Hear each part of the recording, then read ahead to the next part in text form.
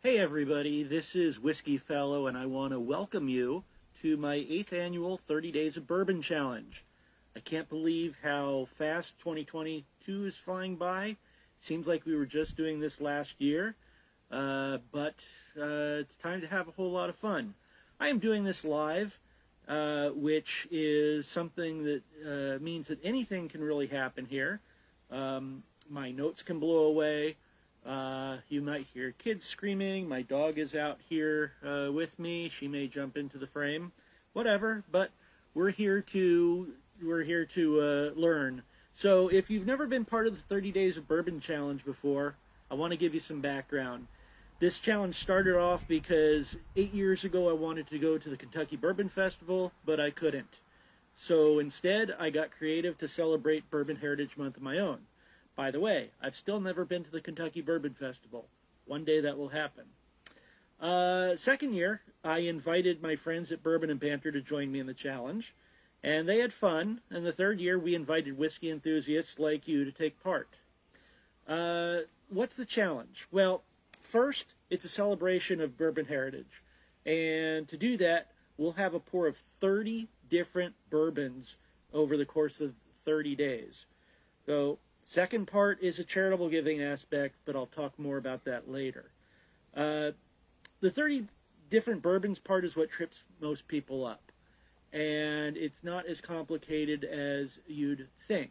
I do want to start off by saying that nothing in the world says you can't drink Scotch, rye, Irish whiskey, Indian whiskey, Canadian, whatever. You just also have to have a pour of bourbon. And it doesn't have to be a massive pour. It can be a small half ounce, and that's just fine.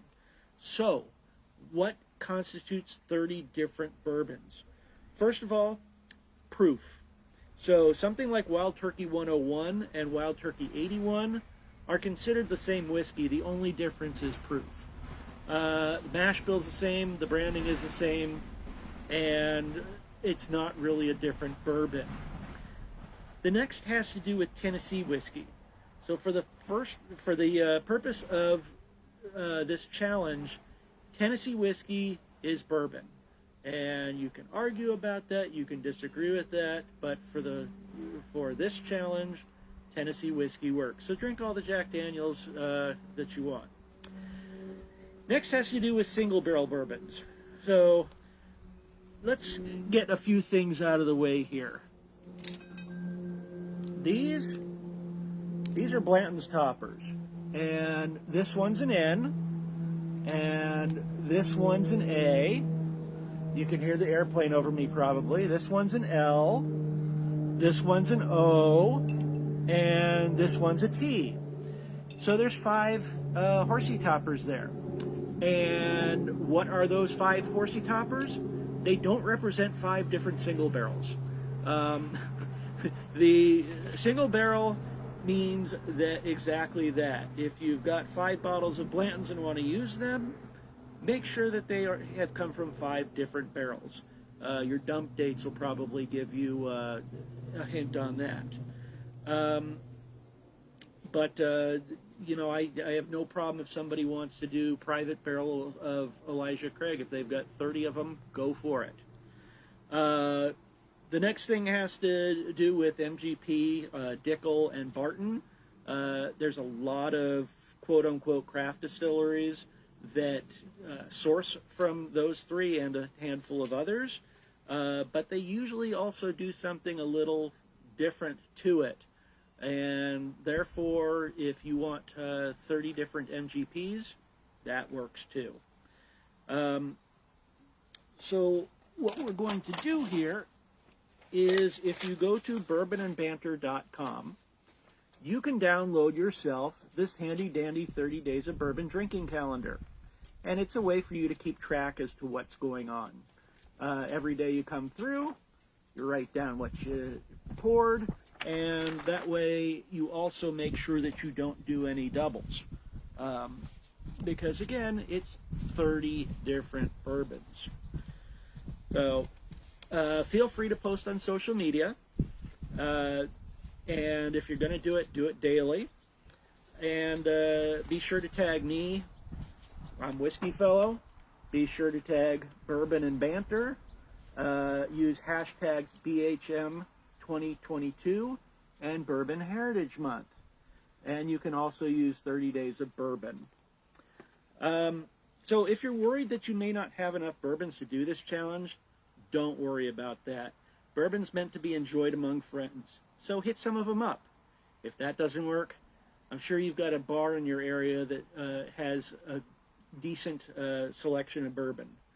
And if that doesn't work, these mini bottles generally cost a couple bucks each, and you can give some money to your local liquor store, and you don't have to have a big investment.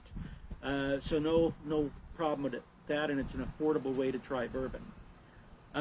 Something I've stated for many years is there exists a thing called bourbon karma. And when you do good things in the name of bourbon, it returns the favor. I can assure you that's happened to me over the years several times. And bourbon karma is what the second part of this challenge is all about. At the end of 30 days, there's an expectation, and this is all on the honor system, but there's an expectation you will donate $30 or more to a charity of your choice. Doesn't matter which charity, and some people have difficulty thinking of a good charity. Well, I've got a suggestion for you. There is the Reflex Sympathetic Dystrophy Syndrome Association, RSDSA. Here is their website and their social media on Facebook and Instagram. Feel free to tag them. I will also have a link and a fundraising through Facebook that you can donate directly to them. And the RSDSA is a wonderful organization that helps people battle chronic regional pain syndrome, also known as CRPS, by bringing much needed services and help drive research for a cure. I picked RSDSA as my charity because I'm selfish. My wife has been waging a war against this horrible neurological disease for the last decade. And later in the month, I'll have Mrs. Whiskey Fellow come on, and she will tell you more about CRPS. So as you're posting your photos to social media, here's the important part. Make sure you give a shout out to your charity. Don't do it once. Do it every time you post a picture. Understand that the biggest challenge that so many of these charities wind up with is awareness. So if you're shouting out awareness and you reach however many followers you have, that's a big deal to them. At the end here, the 30 Days of Bourbon Challenge is not meant to be stressful. It's about having fun. It's about exploring beyond your usual pours. It's about giving back to the community.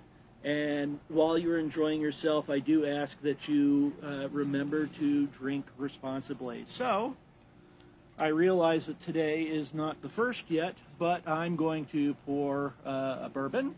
It's Maker's Mark 101. And I hope that you have a wonderful 30 days. Cheers.